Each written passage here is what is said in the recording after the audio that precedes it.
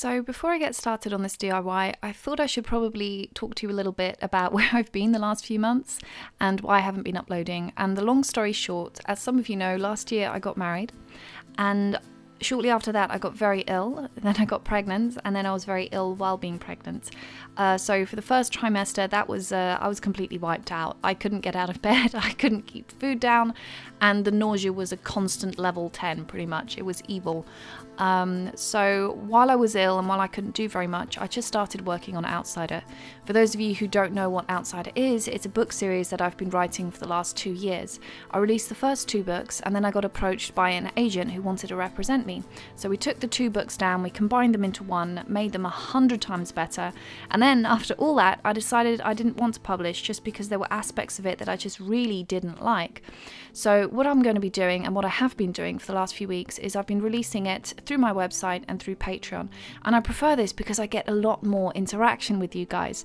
Because I'm releasing it chapter by chapter, I get to illustrate every single chapter. And also because it goes up on Patreon and my website, I get to see people's comments, how they react to the different settings, to the different characters, the characters that they love, they hate.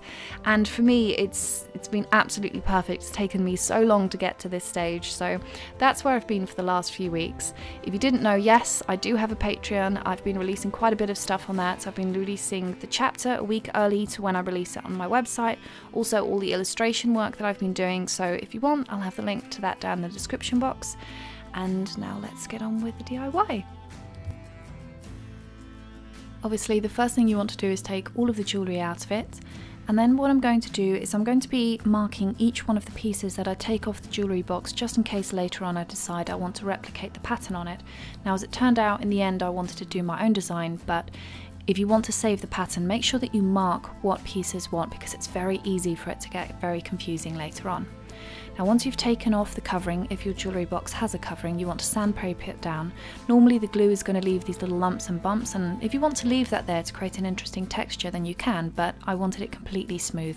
So once I'd peeled off the covering, I then sanded everything down, and as you can imagine, this took quite a while to do. The drawers were pretty easy, but once I got to the actual body of the jewellery box, that's when things got a little bit more complicated.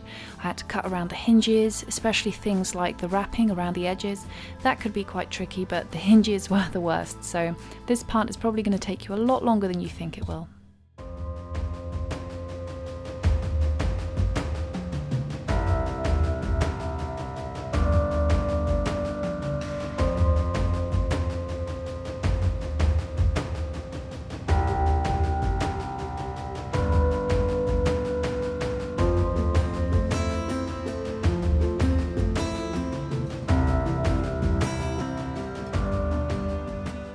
The next part is also quite simple, but also very time consuming. So I'm going to be taking a black paint and covering the whole jewellery box in this.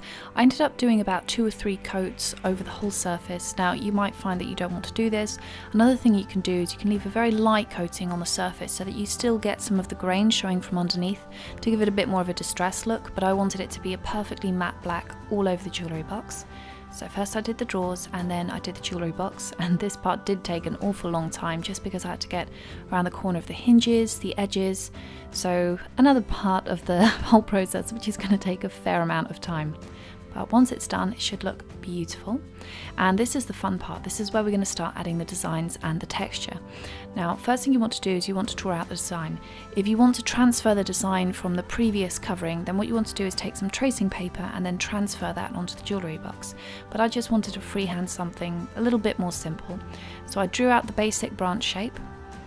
And then once I'd done that, what I wanted to do was take Gorilla Glue and some modelling paste. Now, the modelling paste, what that does is that creates a raised texture on anything like a painting, but I was a bit worried that it could very easily chip off on something like jewellery box. So I did half modelling paste and half Gorilla Glue, and Gorilla Glue is strong, nothing is knocking that off.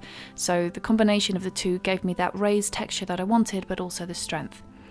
And now what I needed to do is just layer. This part also takes a very, very long time. You want to start from the bottom, try and get everything more or less the same size, but then thicken up the branches at the bottom.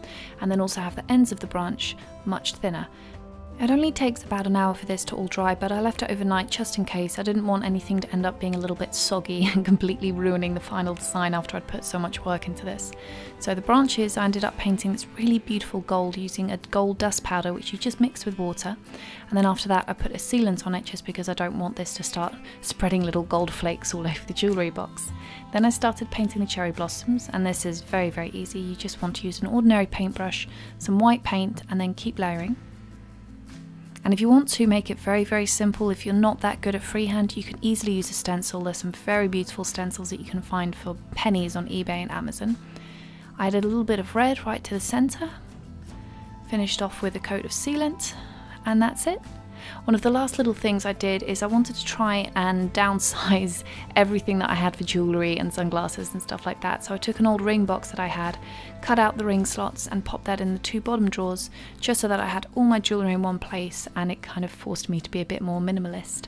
But other than that, that's the final result of my DIY jewellery box refurbishment.